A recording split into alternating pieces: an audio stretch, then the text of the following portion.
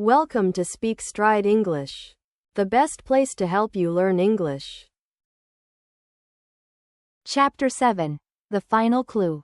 The next morning, Mia and Leo stood outside the ancient library, a place they had walked by countless times without realizing the secrets it held beneath. As they stepped through its heavy doors, a hushed reverence washed over them, as if they were entering a sacred space. Inside, the library was quiet, its high ceilings and old wooden shelves lined with books from every era, whispering stories of centuries past. The librarian, an elderly woman with a kind smile, greeted them warmly. She seemed to sense their purpose and nodded knowingly when they asked about the archives. "Not many people know about the old archives beneath the library," she said, leading them down a narrow staircase. "Few were granted access, but something tells me you're meant to be here." With a creak, she opened a heavy door at the bottom of the stairs, revealing a dimly lit chamber lined with rows of stone shelves, each filled with ancient scrolls and artifacts. The air was cool and thick with the scent of aged parchment and history. As they stepped inside, Mia felt a shiver run down her spine. This was it, the place where the past and present met, where the city's heart quietly beat. A puzzle unfolds. They wandered through the chamber, each shelf revealing relics of the city's past. Maps, deeds, letters, and portraits filled every corner, each one a fragment of the city's long history. The compass in Mia's hand began to warm, its needle pointing toward the back of the chamber where a small alcove was tucked away.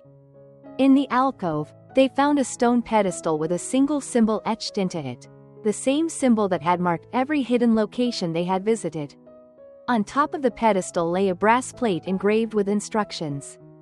"Only those who honor the past may enter. Solve the riddle, and the door shall open." Beneath the inscription was a riddle. "I am not alive, but I grow. I do not have lungs, but I need air. I do not have a mouth, but water kills me. What am I?" Mia read the riddle aloud, furrowing her brow. "I am not alive, but I grow. I do not have lungs, but I need air." She repeated the lines, trying to piece them together. Suddenly, Leo's eyes lit up.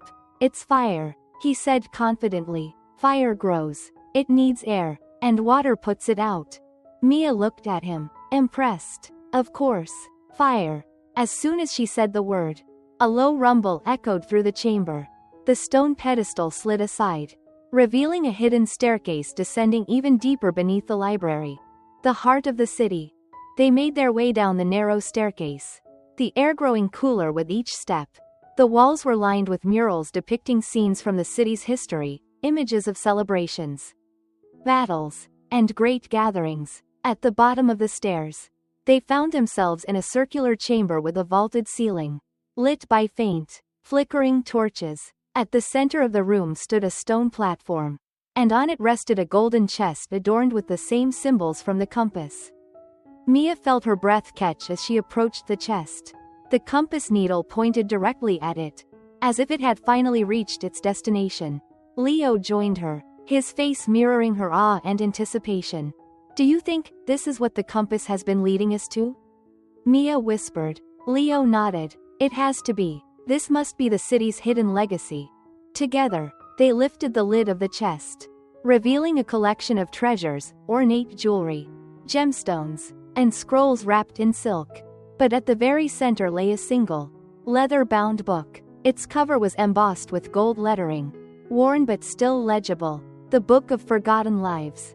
Mia's fingers trembled as she lifted the book from the chest. She opened it to the first page, where a dedication was written in elegant script. "To all those whose stories have been lost, may you find peace in these pages. Here, your lives shall be remembered." As she turned the pages, Mia realized the book contained the stories of countless people who had lived and died in the city. Their names, their dreams, and the legacies they had hoped to leave behind.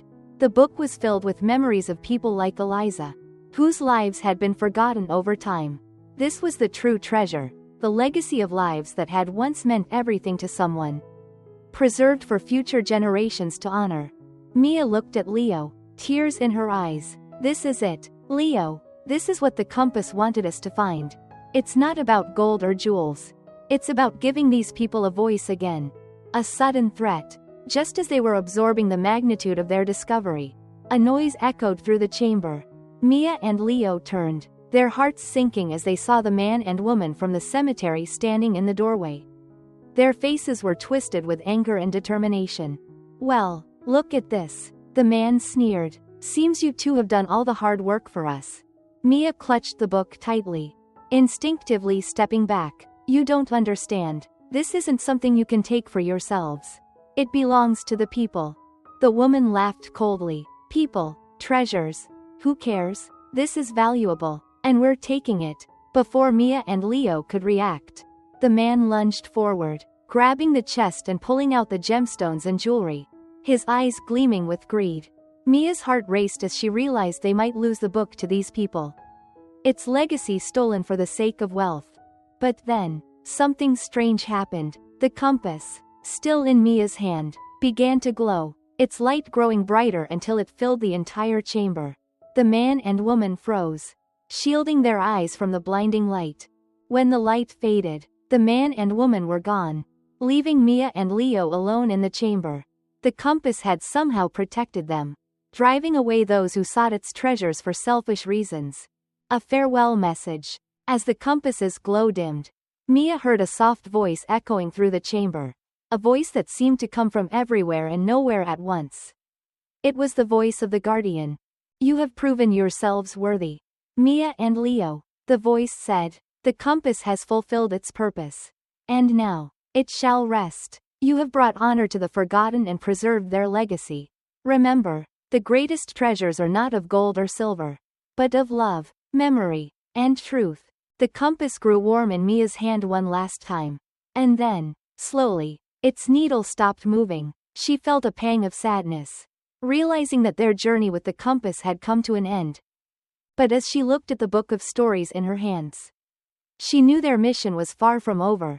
She and Leo would share these stories, bringing the lives of the forgotten back into the light.